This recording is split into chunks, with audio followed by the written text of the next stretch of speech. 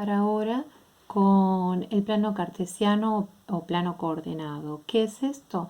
Es el plano queda, digamos, al haber dos rectas que se cortan perpendicularmente, determinan sobre el plano cuatro regiones. Cada una de ellas se llama cuadrante, ¿sí? Primer cuadrante, segundo cuadrante, tercer cuadrante, cuarto cuadrante, de forma tal que estas rectas, no me acuerdo si lo dije, que se cortaban perpendicularmente, y estas rectas son el conjunto de los números reales. ¿Estamos de acuerdo? Es decir, que sobre el eje horizontal están todos los números reales, sobre el eje vertical también el conjunto de todos los números reales, ¿sí? De forma tal que si nosotros queremos encontrar cualquier punto queda determinado, cualquier punto del plano, va a quedar determinado por dos coordenadas. A esto se lo llama par ordenado. ¿Qué es un par ordenado? Son dos valores que tienen un orden. El primer orden se corresponde al valor que tiene sobre el eje X y el segundo al que tenga sobre el eje Y. De esta forma, el punto A, 6, 2, ¿sí? Va a ser el que tenga sobre X 6, o sea que tomo 6X, trazo una recta perpendicular a él sobre 2 en Y, trazo una recta perpendicular al eje y donde se cortan estas dos rectas tengo el punto A 6, 2. De la misma manera, el punto C, que es el 3, 2, 3, 2, o el punto B, que es 2, 3, vemos que el punto C y el punto B no son iguales, a pesar que los elementos parecerían que son, o sea, son los mismos, 2 y 3, pero el orden determina que son dos puntos diferentes del plano, ¿sí? Obviamente que los puntos que estén acá van a tener los valores de X negativo, acá los valores de Y positivo y acá los valores de X y de Y negativo y acá los valores de X positivo y los valores de Y negativo. ¿Para qué nos sirve esto? Para ubicar puntos en el plano y a su vez cada punto que esté en el plano podemos determinar que va a tener un par de valores que van a ser la proyección de ese punto sobre el eje X y la proyección de ese punto sobre el eje Y respectivamente, que lo van a determinar inequívocamente. ¿Está bien? De esa manera nosotros podemos también graficar, ¿sí? en este plano. Esto es la representación gráfica, o sea, la representación geométrica de las cosas que estuvimos trabajando en álgebra, ¿sí? Por ejemplo, nosotros vimos desigualdades. Las desigualdades, nosotros las vimos cuando vimos desigualdades como un intervalo real, ¿no es cierto? Sobre la recta.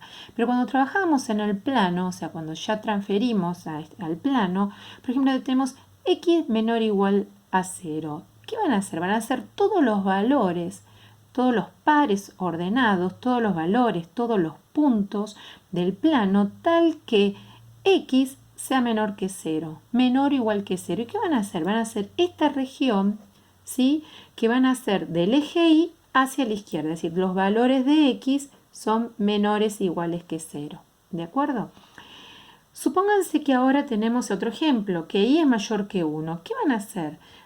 Primero determino cuándo y es igual a 1. Y igual a 1 van a ser para cualquier valor de x, x es igual a 1. Es decir, que voy a tener una recta.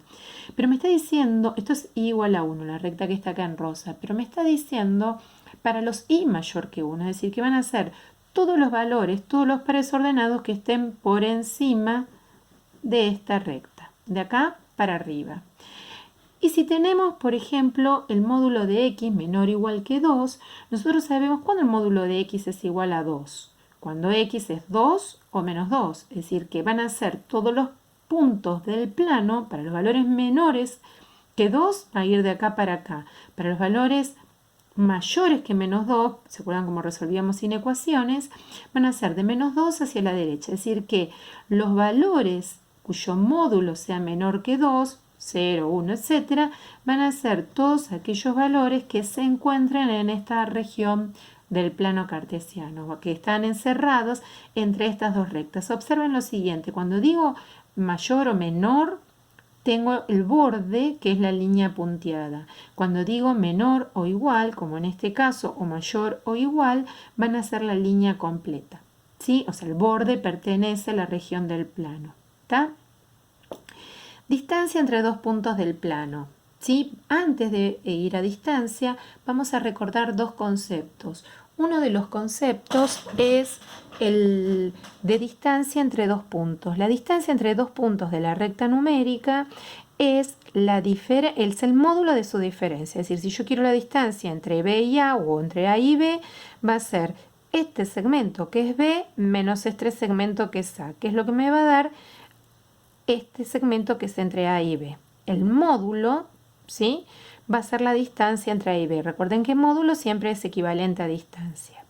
Y de paso recordamos otra cosa, que es el teorema de Pitágoras. El teorema de Pitágoras dice que si tenemos un triángulo rectángulo, en todo triángulo rectángulo se verifica que el cuadrado de la hipotenusa es este segmento, es decir, un triángulo rectángulo voy a tener 3 lados, 2 de esos lados forman el ángulo recto, ¿sí? Y el otro es el que no lo forma.